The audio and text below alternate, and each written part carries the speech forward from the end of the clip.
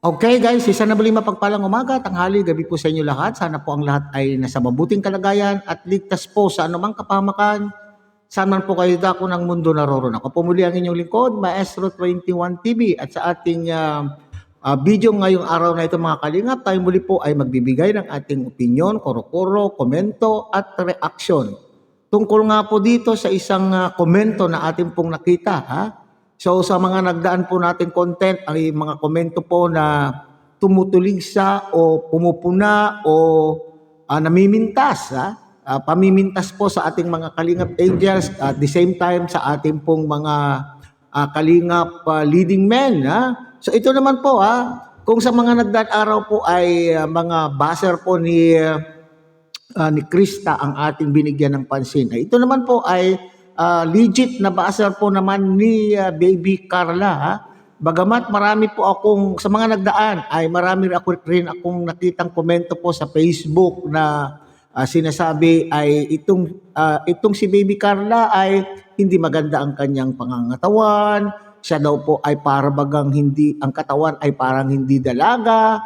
Ang katawan ay parang nanganak na ng napakarami. So yan po yung mga ilan po sa ating mga komento na ating nakita sa mga Facebook post mga kalinga. Pero ito naman po ay bigyan pansin natin itong si Lola. Si Lola Kulubot mga kalinga.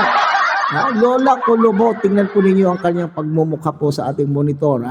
Kung makapamintas sa kabataan ay akala mo naman po ay kagandahan. Okay? So yan po yung ating pag-uusapan ngayong araw na ito mga kalinga. Pero bago po yan, tayo muna po ay magbibigay po guys sa ama at founder po ng Kalingap, Kuya Bal Santos Matubang. At tangkilikin natin, Ate Edna Vlog, Kalingap Rob.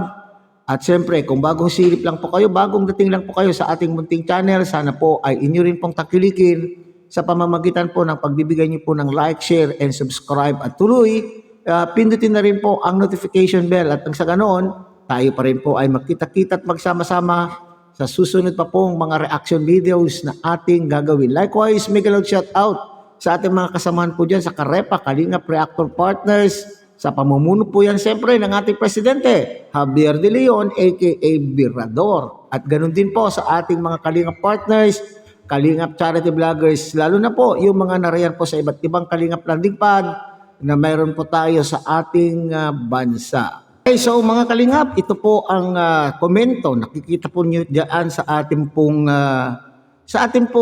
monitor ang itsura. Ang itsura po ni Lolang Kulubot. Bakit kaya? Lahat po ng aking binigyan po ng reaksyon mga kalingap ay ang mga pintasero o mga baser o namimintas po sa ating mga Kalingap Angels ay mga lola na. Sila po ay dapat, sila po yung mga lola na nakakapag-isip na po ng tama o mali. Pero sila po yung mga nangunguna. Sila pa po yung nangungunang namimintas. Sila pa po yung namumunang mambabas sa ating mga Kalingap Angels. Alam po naman natin na sinasabi natin na ang ating dapat natin pong proteksyonan ang ating mga Kalingap Angels.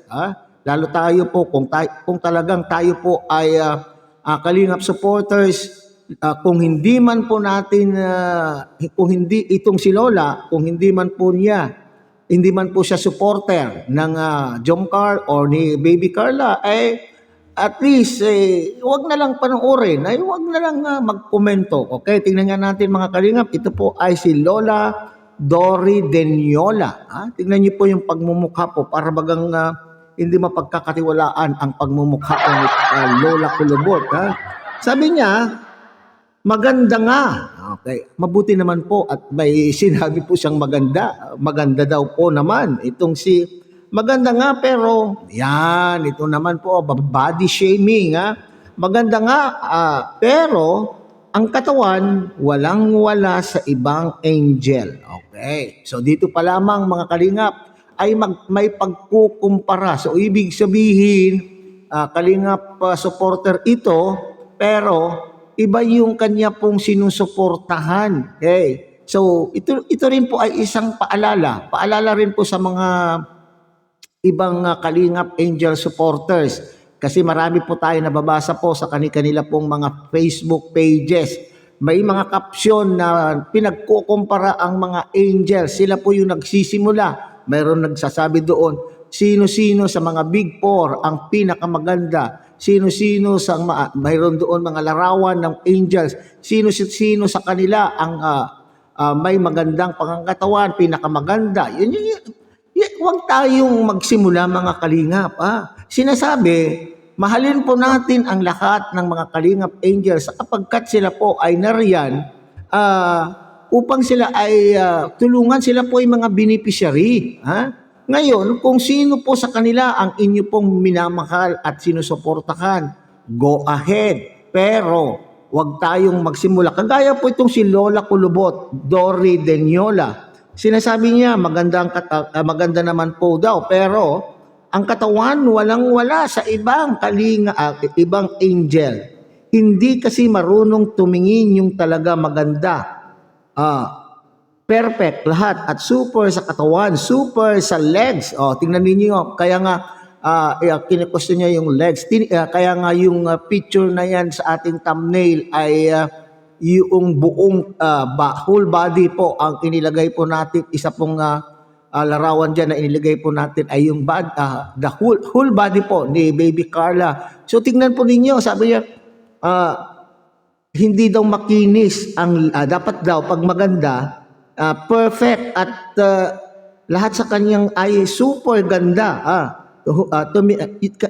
At itong sinasabi ay hindi daw tignan natin nalilito tuloy ako.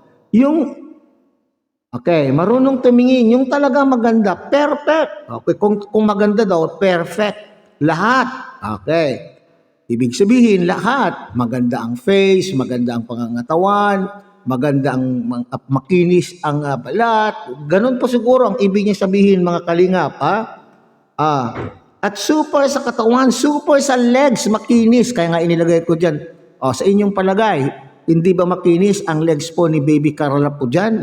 Siguro hindi masyado nanonood po ng vlog kay Carla itong Lolang Kulubot na ito at hindi po niya alam.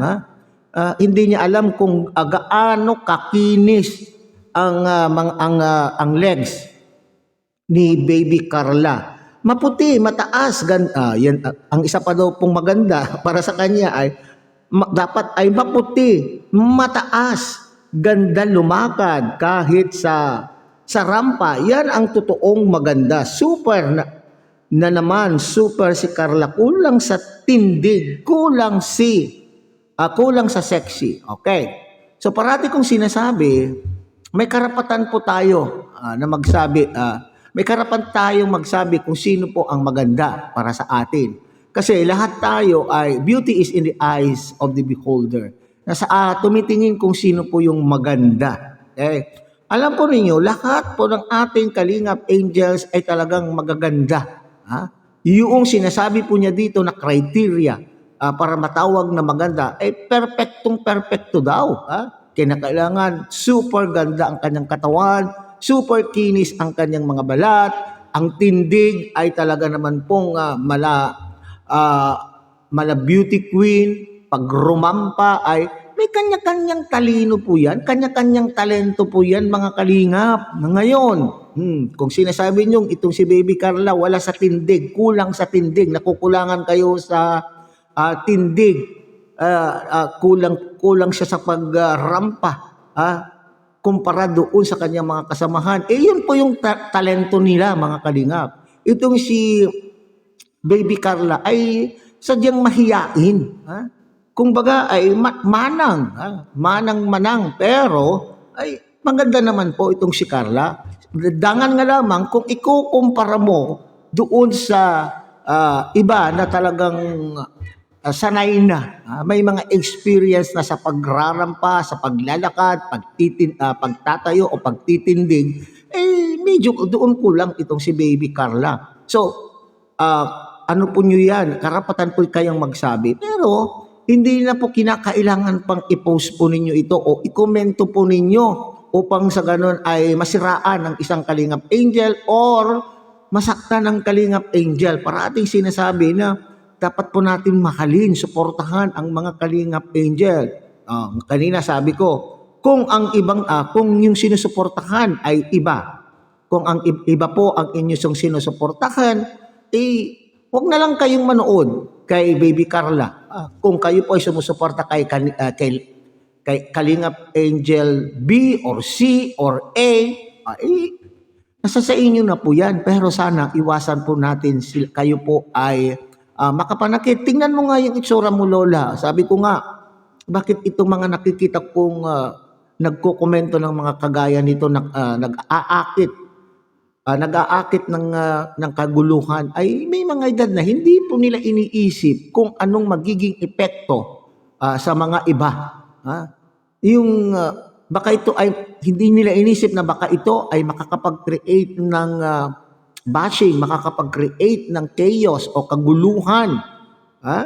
So dapat tayong mga magugulang na o tayong mga tiguwang na mga kalinga, tayo dapat po ang pamarisan ng mga kabataan. Dapat maisip po ninyo. So kumusta naman po ang inyong ganda, Lola Kolobot, Kumusta naman po yung inyong ganda, lalo na po nung kayo po ay kabataan, kumpara po kay Baby Carla. Huwag tayong magkumpara.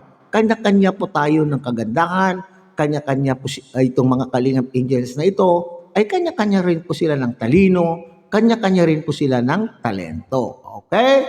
So hanggang dito na lamang po tayo mga Kalingap. Muli, tangkilikin po natin Kuya Bal Santos Matubang, Ate Edna Vlog, Kalingap Rab, at muli pinapakiusapan po kayo na sana po ay inyo rin pong tangkilikin ang munting channel na ito sa pamamagitan po ng pagbibigay niyo po ng like, share, and subscribe, at tuloy pindutin na rin po ang notification bell at nang sa ganon, tayo pa rin pa ay magkita-kita at magsama-sama sa susunod pa pong mga reaction videos na ating gagawin. Muli, isang mapagpalang umaga, tanghali, gabi po sa inyo lahat.